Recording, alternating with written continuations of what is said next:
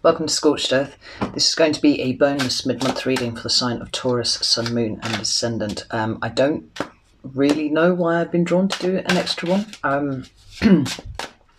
but I don't really question it nowadays. After a 40-minute read for the general monthly, and then another hour plus on Vimeo for the extended, I'm not sure what else there could be left to say, but I've been pushed to do another one for you, so far be it from me to question my instructions. It might be that it just needs to be seen from a different perspective, or maybe there's something that didn't come through before that wants to come through now. Let's see what gives. So, could I have 3 cards for Taurus, please? 3 cards for where Taurus is right now.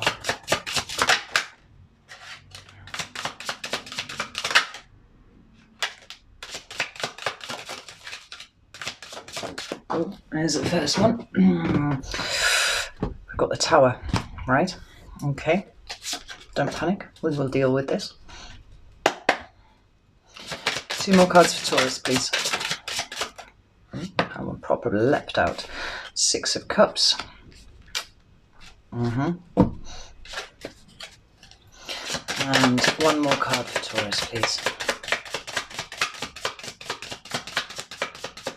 Where is Taurus's energy right now? 10 of Earth and 8 of Fire.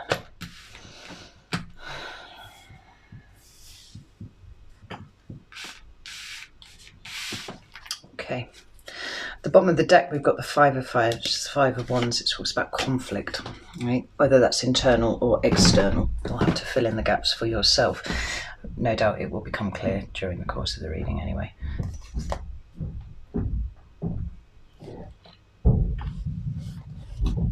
So, for those of you who don't know, I'm sat in a tower, right? It sits out from the side of my house. And I've only got this tiny little space. It looks very impressive from outside, but I've just got the bottom bit, which is just this little space here. And there's a curved wall just out of shot of the camera. And on the other side of this, in the flat next door, I know this because I was friends with my neighbours and I saw it. There's a spiral staircase, a cast iron spiral staircase that goes up to the top part of the tower. It was built, the chap who built it as an astronomer. And he built it as a little observatory on the front of his house. And my neighbours virtually never go upstairs, but that's what that clang, clang, clang, clang, clang, what's it gone up into the top part of the turret. So there you go. I don't even know if the microphone picked it up, but I was startled for a second. Right, let's get some clarifiers. Why is this tower here for Taurus, please?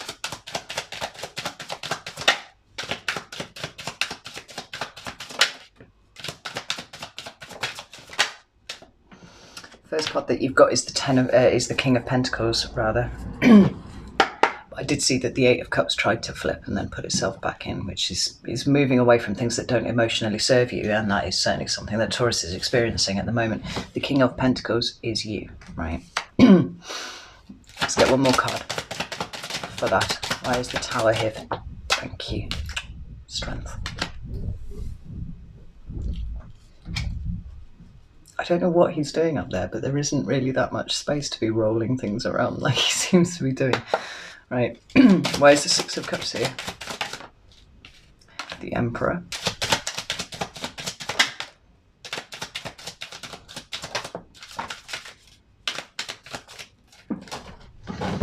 Oh, 6 of Cups and the 8 of Pentacles. To clarify the 6 of Cups. All right. Just noticed that I kicked my sage onto the floor at some point. And when I did that, given the way that sage burns in my house, I should be a bit more careful because I might end up burning my house down. 8 of Fire and 10 of Earth. Oh. Amazing. Right. At the bottom of the deck, we've got Temperance. It's a card of healing. And the Ace of Swords, which is about truth. Underneath that, I've just noticed we've got the Wheel of Fortune as well. I've just done a really, really profound reading for Leo. Oh, there go my goosebumps. Super profound reading. And you remember how I've been talking about for the last little while that the other signs needed you to level up fast because you were what you had to bring to the table was required for what happens next. And what happens next, I don't know what that is, but the reading was talking about what happens next being here now, and it being time. And it feels to me a little bit like this is the same for you, right? It's time. This is stuff that you have to deal with now in order that you might be ready. And part of that is your healing process, right? That's absolutely critical to the plan. So the first card that you've got is the Tower, and like I said, that's the card of Scorpio. But this is stuff that you don't see coming, right? It's in your present energy. It's where you are now. And I feel like this, because it's come up with the King of Pentacles, I don't feel like this is any external thing to you, right? I don't feel like this is you losing your job or anything like that. I feel like this is an internal Tower moment for you. It's a realization of a lot of things, perhaps where your wounding is, perhaps what it is that you're wounded about, perhaps some of the things that you carried about with you for a long time that you didn't even realize were there, right? Suddenly they've just appeared in front of you, and you're just like, well, shit. I think we've all pulled that face at sometimes when we had some sort of personal epiphany, and just,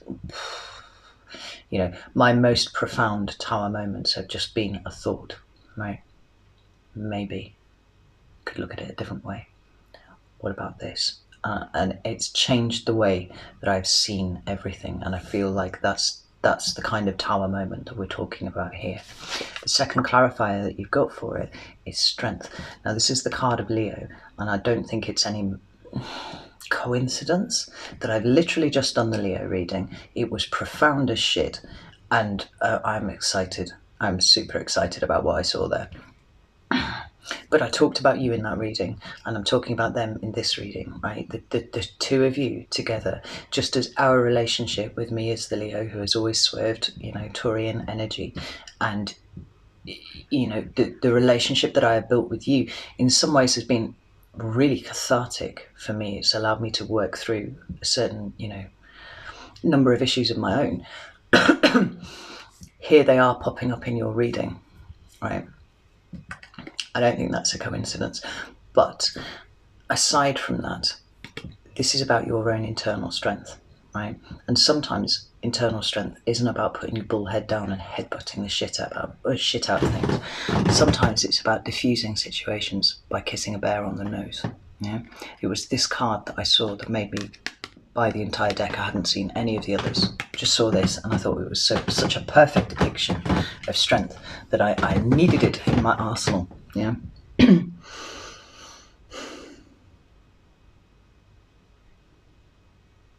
But I was sat answering some comments on the other Taurus video this morning, and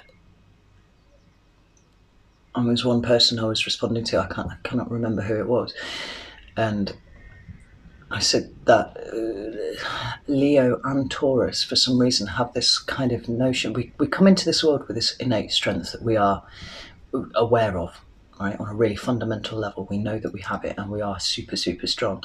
And as we go through life, we tend to kind of make things difficult for ourselves, because instead of viewing things, when obstacles and challenges get put in our way, instead of seeing those as, perhaps a subtle or not so subtle indication from the universe that we should be changing direction, going to where it's less difficult, we see that as a validation that we're on the right path, because we have this innate knowledge that we are strong, right? We see those challenges as validation that we're on the right path. And it's not until we get older and wiser that we start to realize that life doesn't need to be that difficult all the time. And actually, maybe sometimes taking the easier route is there for, it's there for a reason. We don't have to struggle all the time. Ironically, I think personally that the reason that we end up being so strong is because we do that. We labour under that misapprehension for such a long time. It's not until we get older that we get more discerning about what it is that actually requires our attention and our effort and our strength. And this feels like a pulling back for you, being kind to yourself, yes, but also understanding that strength does not necessarily come, like I said, from headbutting things over and over again, carrying the world on your shoulders, taking responsibility for everything in front of you. And it seems to me that maybe this is part of your tower, right? It's an achievement of that level of discernment that I was just talking about there. Now, the next card that you've got is the Six of Cups. Now, for me, this is the card of the past, right? More often than not, I tend to see it to indicate past life relationships, but it can be past of any description. So we could be going back to childhood. We'll absolutely be talking about that. We could be talking about the the relationships that we had during childhood. But whichever way it goes, it talks about the past. And it seems like you're in a reflective mood about that, because we've got these 4 cards here, 3 cards here. The Emperor, the Six of Cups again, and the Eight of Pentacles. Now, the Eight of Pentacles is earth energy. That's you, right? I'm not surprised to see that there, because if ever there was a card that I associate with Taurus really, really strongly, it is the Eight of Pentacles. And I'll get into why in a second, right? The first card out was the Emperor. Now, this could be, I see it going one of 2 ways, and you'll have to take it as it applies to you, right? The energy is collective, but it's your reaction to it that's the important thing, right? This is potentially you looking back at the past, right? Looking at those cycles that you've needed to break and all that kind of thing. And getting to the point where you feel like you can start taking control without feeling necessarily that you are in some way being disloyal to the people around you, right? If that makes sense, because I know that's a fixed sign thing, that broad shoulders, wide back, we can carry the load, so we generally do, that sort of thing. This could indicate that you are getting on top of that, right? Six of Cups clarified by the Emperor and the Six of Cups again. Definite past things, but in some way empowering you now at this moment. The other way of looking at this is that this is your relationship with your father, and I hate to get all Freudian on you, but like most of the issues that we have, the cycles that we repeat throughout our lives, are as a result of the generational karma that comes down through, our grandparents and our parents and stuff like that. This relationship here potentially is something that requires some examination. And then we've got the Eight of Pentacles, like this is the thing that requires the work. This is the point where you start. This is the thing that you look at. And whether your relationship with your father was exquisite, or whether it was abusive and toxic and awful, it seems to me that the cards are indicating that this is your starting point and this is where you need to look, right? Either which way it goes. If this is about you taking your, control back over your life rather than it being a father figure or some sort of, hereditary karmic stuff coming through, then you're on the right path, and that's where you continue, right? And then we've got this Eight of Fire and the Ten of Earth, right, which is the Eight of Wands and the Ten of Pentacles in a standard deck. Now, I have the strangest feeling that these 2 cards came up for your other reading. Did they not? I cannot remember. I didn't go back and have a look. Because this was swift incoming communication, and this was the reason it sparked off in my head is because I was looking at it, and as I was looking at it, I had the feeling that this was the thing that was standing between your realizations, your epiphanies, the work that you are doing, and this, which is, what all Taurians strive for, is that comfort. It's the pinnacle of the minor arcana. It's the stability. It's fashioning your little corner of the universe, right, where you are safe and everything is good. Commitment as well. And this is what kind of stands in between it. I feel almost certain that I was actually, I'll have to go back and have a look. But notice how the colouring of these 2 cards It's really, really similar, right? It's quite at odds with the blues of the Six of Cups and the browns and the greens of the Ten of Earth, right? This is kind of savage fire energy that's coming in here. And it's disruptive.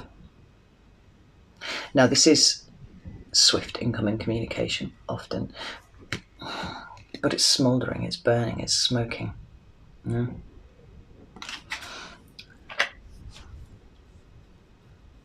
And the two cards that came out to clarify that were the Devil and the High Priestess. Cards of Capricorn and Pisces, respectively.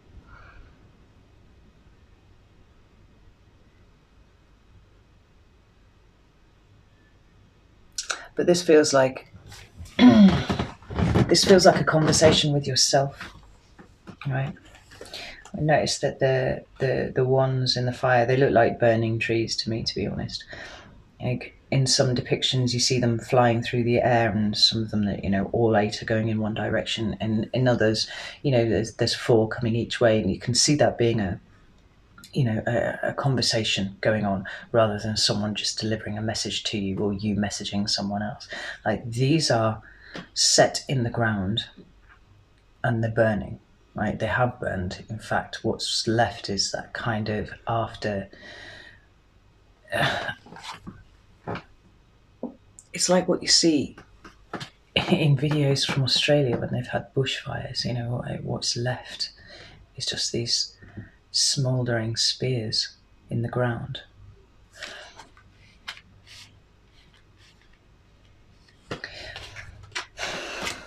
And then we've got these two here. Now, I quite like this depiction of the Devil. I think he seems like a bit of a mischievous type. Usually. But there's a certain malevolence that's coming off him this time. And I think we're back to toxic conversations. Now, whether you are finally incinerating that way that you speak to yourself, you know, or finally identifying those ways in which you move forwards out of fear rather than with love and trust and, you know, self-confidence and all that kind of thing, is as yet unclear. But these two speak to me of very different energies, two conflicting energies, and I feel like, well, the Devil might have been what set fire to these trees. It's the High Priestess that's put them out again, right?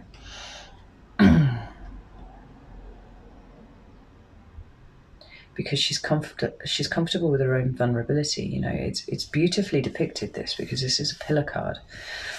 Usually, she's usually depicted as sitting between two pillars, which is the end and the beginning for me, right?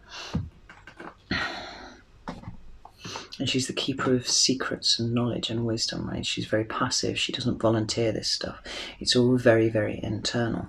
And as she's depicted here, she sat between two trees, right? So we carry forward this pillar. It's like you're defining a new paradigm for yourself, one in which you are comfortable feeling vulnerable. You are comfortable at looking at your own reflection in the water and liking what you see. Right? Not recoiling from it in some way. And I'm talking about, you know, your own internal reflection. This High Priest is hiding nothing. She's not sharing it with anyone because there's no one around, but she's hiding nothing from herself. You know, the water is completely still, and as she looks into it, so everything that she is reflected back to her. Yeah.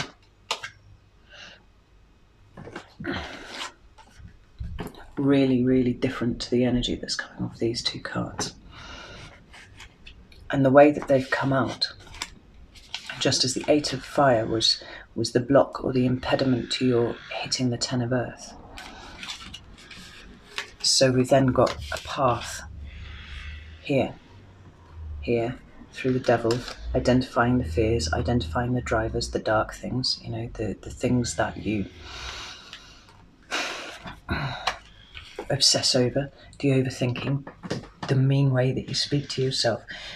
And then we've got peace coming through and leading you to your stability, to your comfort, to your commitment, to your end goal, ultimately what it is that you want. Oh, I was only going to be quick with this one, but I've already been talking for 20 minutes and, you know, here we are. Anyway, spin that round. What's coming towards Taurus, please, for the last 2 weeks? What's coming towards Taurus for the last 2 weeks?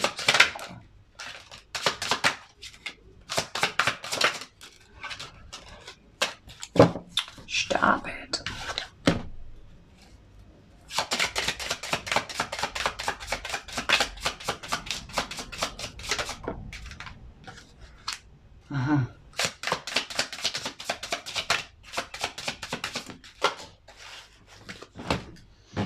Oh.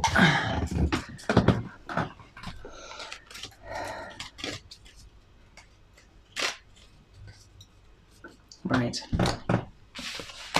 The 3 cards for what you have coming towards you are the 9 of Earth, which I really like, the Emperor, card of Aries, again, and the 4 of Skies, right? 4 of Swords is in a standard deck. Now I'm really, really delighted to see this combination because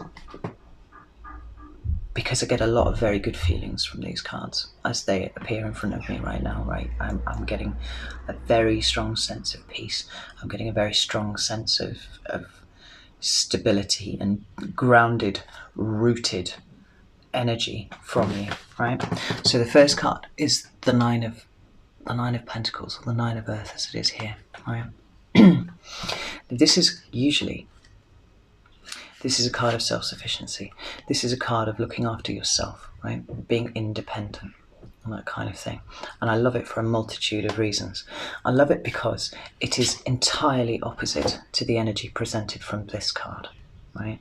This card talks about codependency. It talks about dependency of any sort, whether that's on people or substances or, you know, anything. Fill in the gaps. It's fear-driven. This character here is positively shimmering, right? Being a beacon in the dark.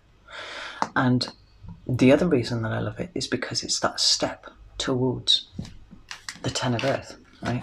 These cards, and if you've seen the walkthrough video that I did, they actually connect up, the minor arcana connect up to make a big picture, right? And what's coming towards you is that next step towards your 10 of Pentacles, right? You are so close to it.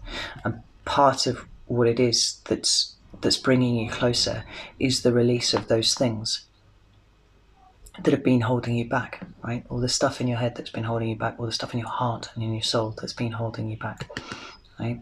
This character looks almost like it's mystical as fuck, right? It's my children making lots of noise. This creature here has a purpose, right? But it's sat peaceful, calm, serene, in its right environment, right? And this is you. This is what's coming towards you. There was something else that occurred to me, but I cannot quite remember what it is.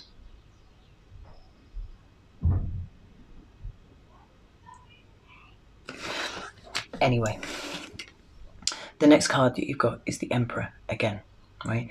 But I love this depiction of the Emperor.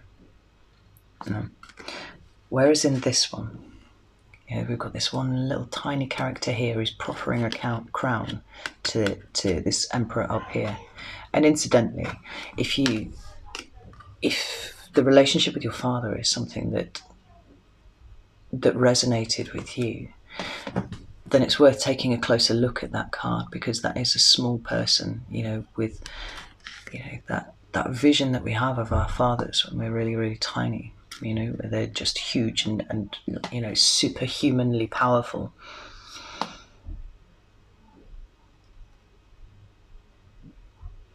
And whether your father was good to you or bad to you, they were still on a pedestal in some regard, right? Because that's how children see their parents. This is different, right? This is you embodying that which we see in the Emperor. It's really funny. The Hierophant in this deck came out for one of the other signs that I read for, and I was quite discombobulated by how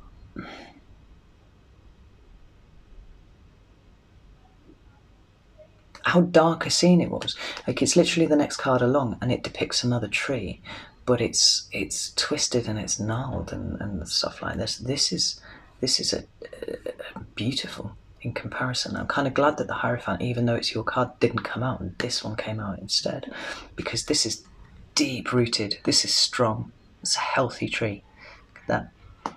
You could build a tree house in that tree, right? You could support multiple things in that. That tree is playing a massive part in the ecosystem in which it exists, right? Just by being it, just by being itself. And that's you, Taurus. This is what's coming towards you. And see how the light is shining through the leaves there? You know, it's strong and uncommonly beautiful. This little creature sat down by its feet. The final card that you've got is the Four of Skies. It's a Four of Swords in a standard deck. And that can talk about taking a break. It can talk about stepping back from things. But it can also talk about meditation. And I know I keep banging on about this, but really, if you don't meditate and you have got a busy head, you really should be taking time to do so, because it will only benefit you, right? I love the continuation of the leaves in this tree here, to the four leaves just blowing around in the sky. You know, the ease of thought that comes with that. That's not mired up in mud, right? Which has been quite a bit of what's been going on in your head for some time. Right? Just muddy thinking. This is free, and it's bright, it's clean, and it's crisp. And unbound.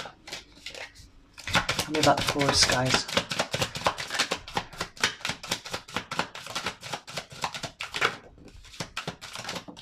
Yeah.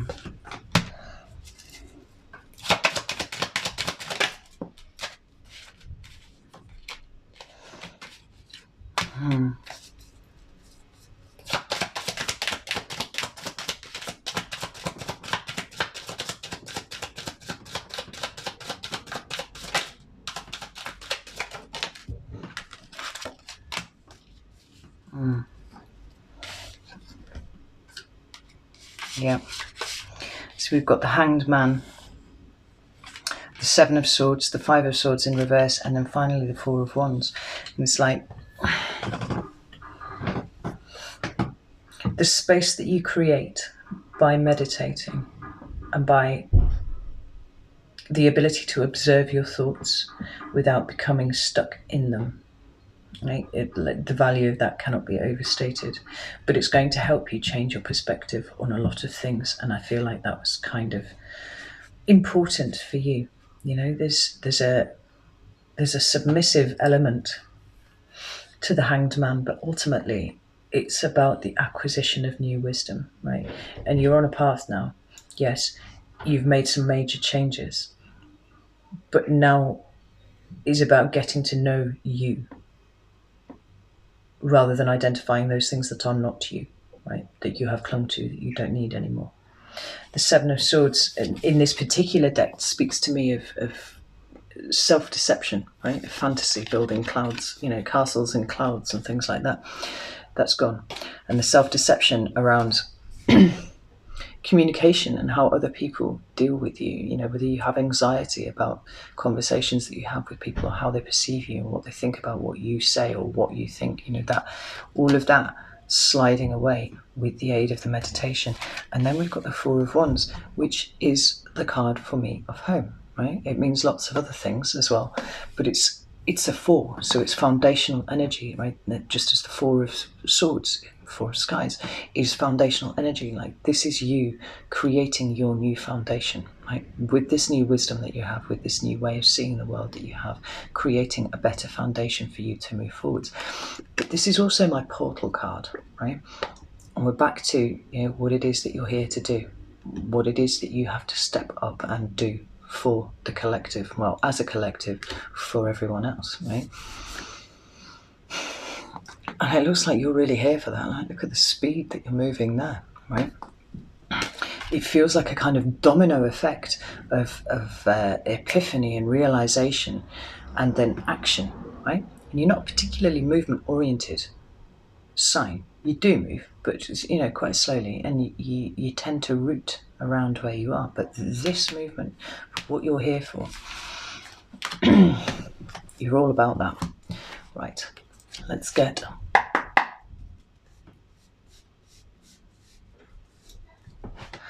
some cards of advice.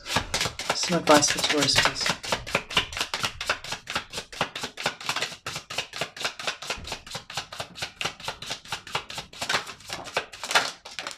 Let's see what we've got.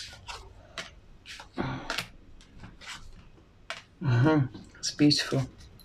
On the bottom of the deck, we've got the Lovers, which is, for me, a choice, right? It's a conscious choice. It's not being buffeted by the whims of your shadow or what other people think or anything like that. It is you consciously choosing something. And what are you choosing?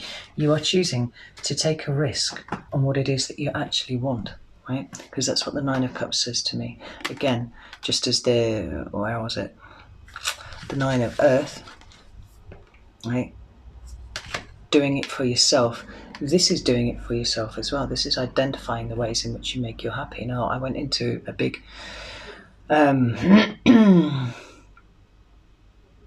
well, I just witted for ages in the extended about the Eight of Swords, right? And how ultimately at the root of the Eight of Swords there was kind of a need to be rescued by someone else, whether that was by virtue of someone giving you closure or someone giving you, an apology or whatever it is that you needed, right? And ultimately you hiding behind that as a way of avoiding moving, right? This feels like you're taking ownership of it, and you're being encouraged to absolutely do that. Take ownership of it and identify what makes you happy and how you personally, Taurus, can make yourself happy. And it's going to feel like a risk because it's not something that you're accustomed to doing, but it's something that you should go with. And then we've got the Magician again. Did that come out in the advice for you before? Yeah, because it was the Star, the Magician, and then the Fool, right? You've got all the tools that you need. There's nothing external to you that is missing from the equation for recovery and for healing and for cleansing and purging and letting your light shine like a shining beacon that you are, right? You've got pure magic at your fingertips if you submit to it, if you submit and let it work, There are things that you need to do, things that you need to actively do, but a lot of this will happen holistically without you even trying because, synchronicities and coincidences and all that kind of thing. But you're powering up, Taurus. I know it's been hard recently for you, but ultimately, when you come out the other side of this, you're going to be grateful that you did put yourself through it in the first place, because the rewards for you will be great. I'm going to leave it there because I've only run to like 33 minutes or something. But know that I love you all, and take care.